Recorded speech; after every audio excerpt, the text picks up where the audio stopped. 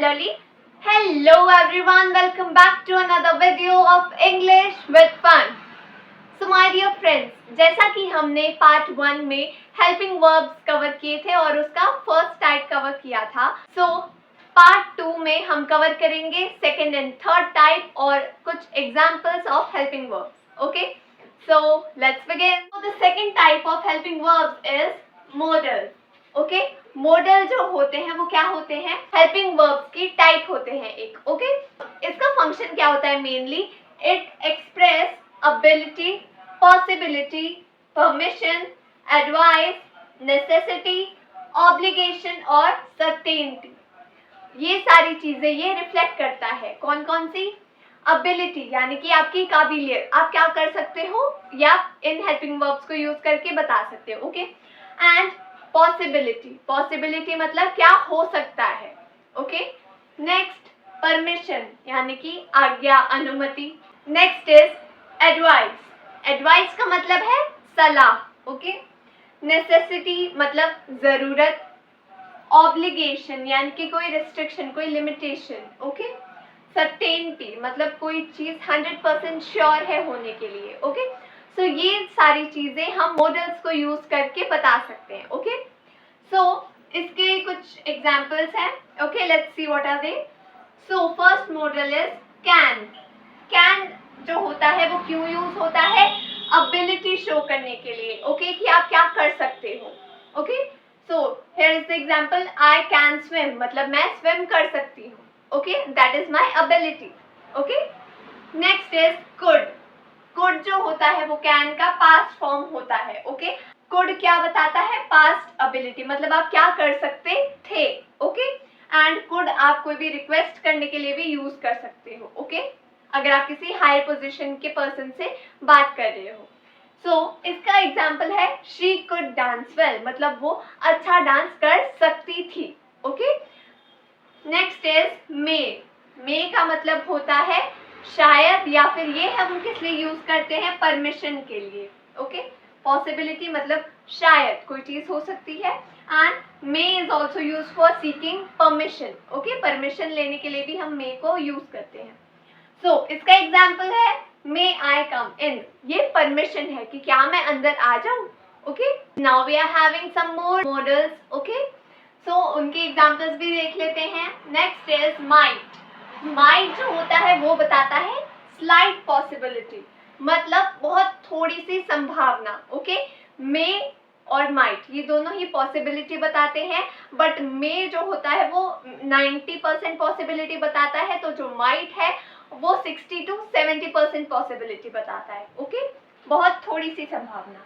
सो इसका एग्जाम्पल है she might come today मतलब वो शायद आज आएगी. ओके, इसमें शायद लगा है मतलब बहुत कम संभावना है कि वो आज आए. Okay, next is shall. Shall जो होता है वो क्या बताता है? फ्यूचर सजेशन मतलब के लिए सुझाव. ओके, सो इसका एग्जांपल है शैल वी बिगिन मतलब क्या हम शुरू करें. Okay, next is should. Should का यूज होता है कोई भी एडवाइस देने के लिए यानी कि कोई सलाह देने के लिए. ओके, सो यहाँ पर एग्जांपल है you should go to school मतलब तुम्हें स्कूल जाना चाहिए. ओके, जब भी आपको एंड में चाहिए वर्ड आ रहा हो तो आप शुड का यूज करेंगे. Alright, next is will. Will जो होता है वो फ्यूचर के किसी भी एक्शन को या कोई भी चीज जो फ्यूचर में होने वाली है उसको इंडिकेट करता है. Okay, so I will call you मतलब मैं तुम्हें बुलाऊंगी. This action is going to be performed in future. Okay, ये एक्शन मैं फ्यूचर में करूंगी, दैट इज वाई विल को यूज किया है यहाँ पे. Okay, next is would. अब वुड जो होता है वो क्या इंडिकेट करता है? कोई भी पोलाइट रिक्वेस्ट और हैबिट मतलब आप किसी से कोई रिक्वेस्ट कर रहे हो. ओके, या फिर हैबिट को इंडिकेट करना मतलब आपकी कोई आदत है उसे भी आप वुड यूज करके बताओगे, उसे भी आप वुड को यूज करके ही बताएंगे. ओके, सो इसका एग्जाम्पल है would you help me. Now this is a very polite request कि क्या आप मेरी मदद करेंगे. Okay, now next model is must. Must जो होता है वो बताता है कि कोई चीज आपको करनी ही चाहिए. Okay, so that is necessity, जरूरत होती है आपको वो चीज करने की. ओके, इसका एग्जाम्पल है you must where a helmet मतलब आपको हेलमेट पहनना चाहिए. Okay, next is ought to. ought to का मतलब होता है कोई ऐसी चीज जो आपको करनी चाहिए. ओके, ये इंडिकेट करता है कोई moral duty. For example, we ought to respect our elders, मतलब हमें अपने बड़ों की इज्जत करनी चाहिए. Okay, now next we are having semi modal. Semi modal भी हेल्पिंग वर्ब की एक टाइप होती है. ओके, सो इसमें कौन कौन से मॉडल्स कवर होते हैं, let's see. Need, dare, used to. Need, dare and used to, ये 3 मॉडल्स इसमें कवर होते हैं. ओके, एंड इन तीनों के ही डिफरेंट डिफरेंट यूजेस होते हैं. सो इनके यूजेस क्या क्या है. नीड तब यूज होता है जब आपको कोई जरूरत बतानी हो. ओके, कि आपको किसी चीज की जरूरत है. ओके, तो आप नीड का यूज करेंगे. Next, dare. डेयर यूज होता है हिम्मत दिखाने के लिए. ओके, अगर आपको कहीं पे भी बोलना हो हिम्मत, तो उसके लिए आप कौन सा वर्ड यूज करेंगे, dare. Alright. Next, used to. Used to क्यों यूज होता है, अगर आपको कोई भी अपनी हैबिट, अपनी आदत को डिस्क्राइब करना हो. ओके, सो अब इसके कुछ एग्जांपल्स हैं. Let's C. You need not worry, मतलब तुम्हें चिंता करने की जरूरत नहीं है. ओके, तो यहाँ पे जरूरत के लिए नीड को यूज किया है. Okay, next is she dares to go there, मतलब वो वहां जाने की हिम्मत करती है. ओके, डेयर जो है वो हिम्मत को बताता है. Okay, next is I used to play chess, मतलब मैं चेस खेला करती थी. Okay, that is a habit जो मेरे अंदर थी. So my dear friends, this is all in helping verbs. Okay, English में टोटल 24 हेल्पिंग वर्ब्स होते हैं जो डिफरेंट टाइप्स में डिवाइड होते हैं.